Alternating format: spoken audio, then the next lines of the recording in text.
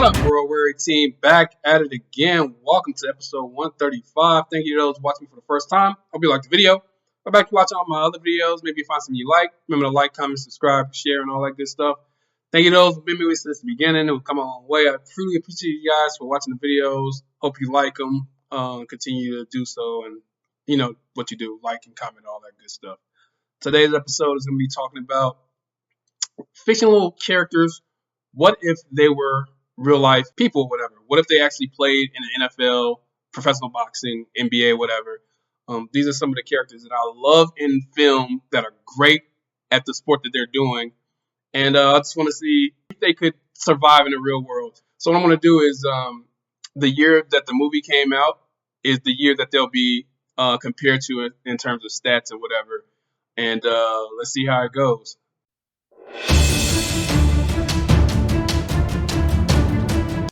I'm not a big boxing fan, but I like boxing. I enjoy boxing when there's like big fights or whatever. So my boxing knowledge is not as vast as my basketball and baseball knowledge or whatever. So favorite Rocky was Rocky 3. In Rocky 3, you had Clubber Lang played by Mr. T. Mr. T is from Chicago, which I love, and I've been a fan of Mr. T for a long time. Rocky 3 is my all-time favorite Rocky. I love Rocky 3. I like Clubber Lang's whole style. I like the way he talked trash. I like the way he beat the shit out of Rocky in the first fight.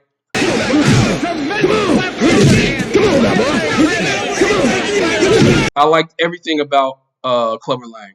So I was thinking, what if Clubber Lang went against the heavyweight champion of 1982?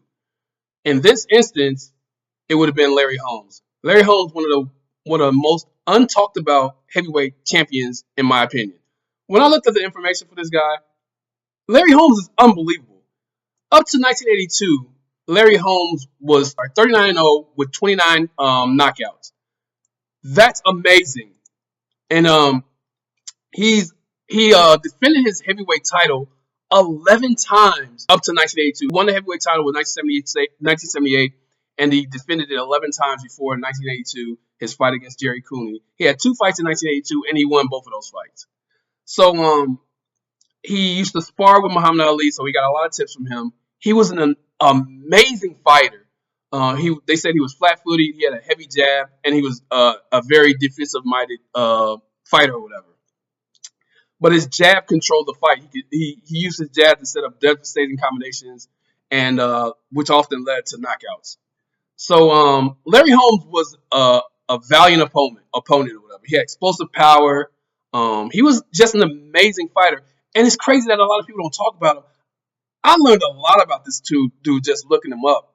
Like I said, he got his heavyweight title in 1978, and he remained undefeated with his title defenses until 1985. He had a long distance reach or whatever, so a lot of people couldn't get at him. So back to Clubber Lang. So Clubber Lang was a super aggressive fighter. They show a bunch of his while watching Rocky 3, they showed a bunch of his knockouts or whatever. He would beat the shit out of people. And usually those fights wouldn't go more than 3 rounds because he would try to take them out early. He was compared, if they said if he was a real person, he would be compared to like a George Foreman or a Mike Tyson. But Mike Tyson wasn't even around in 1982, so more like a George Foreman type. The kind of got to like beat you to submission or whatever. So that was his thing. He would try to beat you down, get you out in the first 3 rounds. So that's like one of the major problems that he would have against Larry Holmes. Larry Holmes was one of those guys you can't even get close enough to him to take him down like that. So he would probably like wear him down over the like 3 to 4 rounds and then try to knock him out with his power or whatever. So if you watch the movie Rocky 3 when Clubber Lang fought Rocky the second time, Rocky was using a jab a lot to beat him. Like, he was systematically jabbing him, and he was just taking all the hits. That's another thing about Clubber Lang. He wasn't trying to block at all. He wasn't playing no defense at all. He was super aggressive, and he was taking a lot of punches. And Rocky, another thing, Rocky was 5'8", 168 pounds. No way he could fight a heavyweight fight. That fight wouldn't even be sanctioned for him to fight a heavyweight fight. According to this, Clubber Lang was 6'1", 237, and Larry Holmes in real life was 6'3", 215. So that's more of a heavyweight type fight. No way Rocky would ever get a heavyweight title shot in real life. But back to Clubber Lang. So if this fight were to happen, it would be the first fight in 1982. Larry Holmes would be defending his title for the 12th time, and he would be fighting Clubber Lang. In my opinion, I don't think it would go more than 5 rounds. Like I said, Rocky was jabbing him the whole fight pretty much, and he was just taking all the punches, which is, like I said, which is one of the reasons why he lost. And Larry Holmes was known for jabbing people and keeping people away from him, and then setting them up for a knockout later in the rounds. So I don't think this fight would last more than 3 rounds, because there's no way Clubber Lang could get around the jab, and he couldn't get in close enough to punish Larry Holmes. So I would think that Larry Holmes would knock him out by the 5th round, and Clubber Lang doesn't have enough stamina to go the long distance anyway. So this fight would be a wash, which sucks because I love Clubber Lang or whatever. But looking through through the stats that they had on this, it's crazy because, like I said, Clubber Lang was 27-0, but when he faced Rocky for the first time, he beat him and became 28-0. The second time he beat him, he lost, which made him 28-2. So they had 28-1. I'm sorry. So they had a fake record. They said he would have been 102 with 100 knockouts. And he was 27-0 in knockouts when he fought Rocky the first time. So he would have been 102 with 100 knockouts. His second loss was to Union Kang. If you don't know who Union Kang was the guy that Tommy Gunn beat in Rocky IV to be a heavyweight champion. So he lost to Union Kang, and but his accomplices include he was a 2-time heavyweight champion from 1981 when he beat Rocky to 1982 and 1985 to 1991. So he was a great fictional fighter, but I don't think he could have ever beat Larry Holmes, who, like I said, was 39-0 up to that point, 29 knockouts. So he knocked people out. He wasn't a pushover. And he held the WBC title from 1978 to 1983 and remained undefeated until 1985. He was an unbelievable fighter. And also his ring IQ make him the favorite to win a fantasy to win a fictional fight, in my opinion, too. So sorry, but Clubber Lang would definitely lose to the heavyweight champion, which is Larry Holmes, in 1982.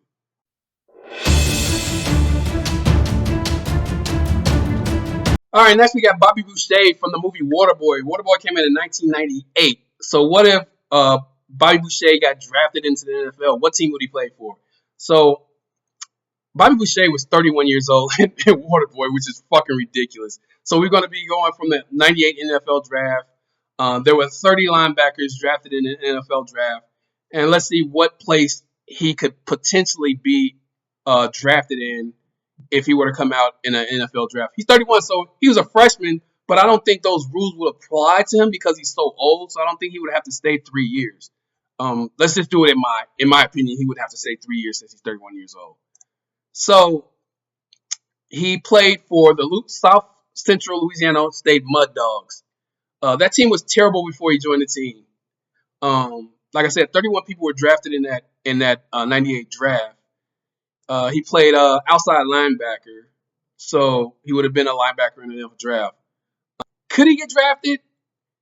Let's go over some stats first of all. The oldest linebacker ever drafted in the NFL draft was Chris Borland, who was 24 and 2 months in the 2014 draft. So that doesn't look good anyway. The oldest player ever drafted in the NFL was Chris Wanke, who was drafted by the Carolina Panthers in the 4th round in 2001. He was 28. He was drafted. He played 7 seasons. So that looks good for him. But Chris Wanke was a quarterback. So they had some fake combine stats from him. So he was 5'10", 185, 31, with a 40-yard dash of 4.87, bench press 14 reps, and a vertical jump of 22 inches, which ain't bad. He had an NCAA record of 16 sacks in his debut game. He turned that team around. They had a 40-game losing streak, and they went to the Bourbon Bowl, which they won. So some other notable achievements: he scored 4 defensive touchdowns, caused 5 or more, along with 2 touchdowns, 2 offensive touchdowns. He blocked the field goal for a touchdown.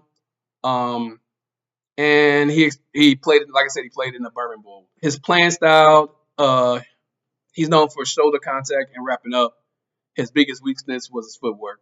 They said that his comparison would be a late in his career John Lynch, which I can see from the highlights that I've seen of John Lynch. They're pretty much the same player. Over the middle to Dante Hall, and John Lynch busts him up. Lynch, the 4-time Pro Bowler, he hit hard when he was in Tampa. Dante. So I looked this up, and they said that he would probably go in the 7th round because he's 31 years old, and not a lot of teams would take a chance on a 31-year-old linebacker, saying you would only get like at best 3 good years out of him. So I looked at the 98 draft, and the last player that was a linebacker that was drafted in the 98 draft was the Carolina Panthers had to pick, which would be a perfect fit because they drafted the oldest quarterback ever. So it would only be fitting that they would draft the oldest linebacker ever. So they had the 7th round with the pick number 239. And that pick, they drafted Ron Warner from Kansas, who played 5 seasons in the NFL with 4 different teams, 3 seasons Canadian League and 1 season in the American Football League. I think that would be a great fit for him if he were to get drafted in 98, because this guy didn't even do much anyway. So it would probably be a good fit for him. He'd probably have a good two solid, like, maybe Pro Bowl season at 31, 32, 33 years old or whatever. And after that, he'd probably come out of the league. The way he played, he was super aggressive. They said that he would have to get drafted that low because he didn't have a lot of experience. That experience would have been a major drawback for any team drafting him. So his experience would have got him dropped. But I can see him realistically getting drafted in the 7th round at that pick by the Carolina Panthers. So in real life, I think Bobby Boucher would have got drafted just because he was a freak athlete and the stuff that he did on the field and in the minor time that he had in playing for his college team. I think he would have got drafted in the 98 draft by the Carolina Panthers. Maybe even the Oakland Raiders, because they like drafting prospects like that that would help them in the short term or whatever. So 98 draft would probably go to Carolina, in my opinion.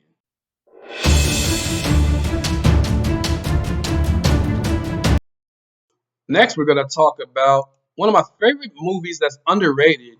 A lot of people haven't watched this movie, The Scout, starring Brendan Fraser and Mel Brooks.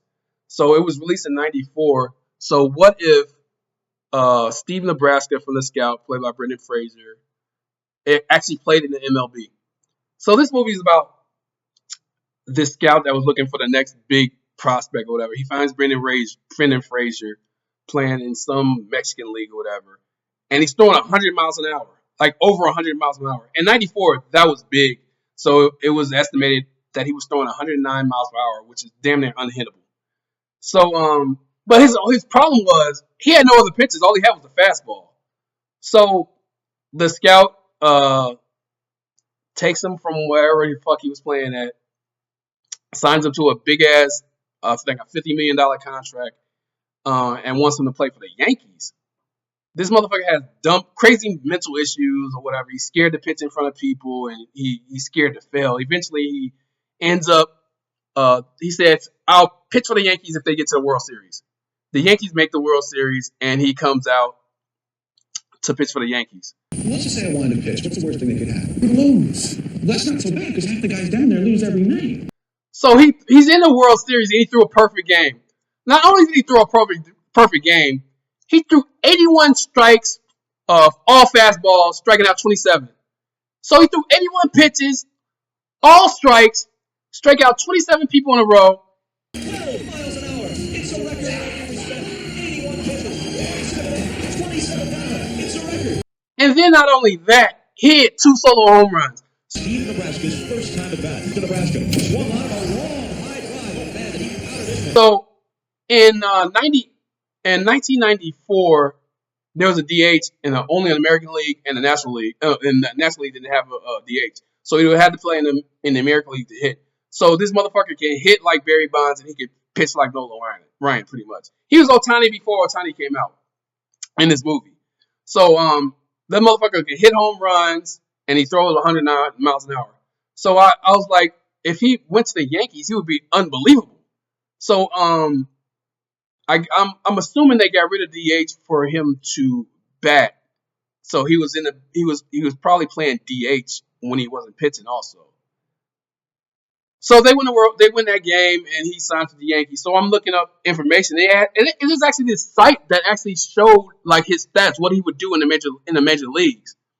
So would Steve Nebraska be successful in MLB or maybe even make the Hall of Fame? My opinion, yes, according to these stats. So in the stats that I looked up, he pitched for 8 seasons. He had 1 injured season, so he lost 1 season. So according to these stats, he had 152 wins, which would be ranked 251 in wins for pitchers. Not bad.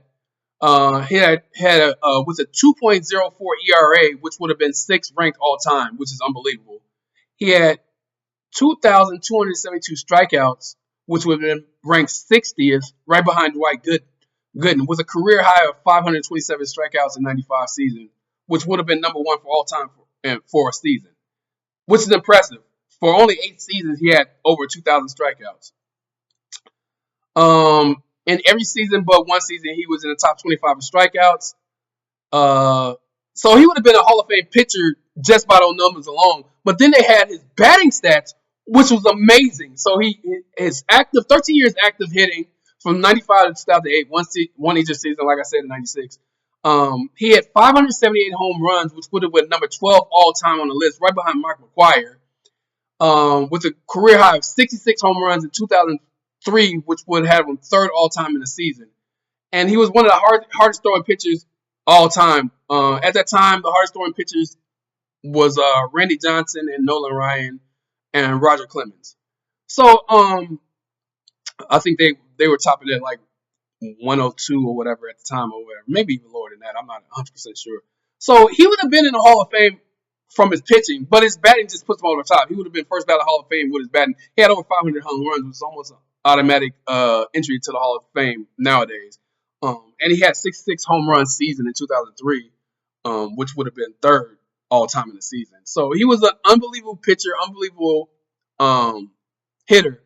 I think his pitching got better, I would say, because I'm pretty sure he developed a changeup or a slider or something. There's no way he could. I know he was throwing 109, but there's no way in Major League Baseball he could just get by with 1 pitch. He would have had to have added another pitch at that point at some time in his career. So he would have had to have at least 3 pitches. And from what his stats say, he was an unbelievable pitcher. He was an unbelievable batter. So in my opinion, Steve Nebraska would have been a Hall of Famer. He would have been a first ballot Hall of Famer. And he probably would have won multiple championships. And from what these fake stats say or whatever. That's going to do it for my video. Those are only 3 people that I really wanted to talk about. 3 movies that I like, and 3 of the best athletes in movies, in my opinion. Let me know what you thought about it. Nice short video. Hope you enjoyed it. That's all I got.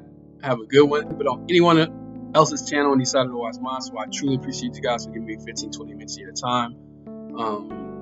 Thank you. Have a good one, and I'll get at y'all on the next one later.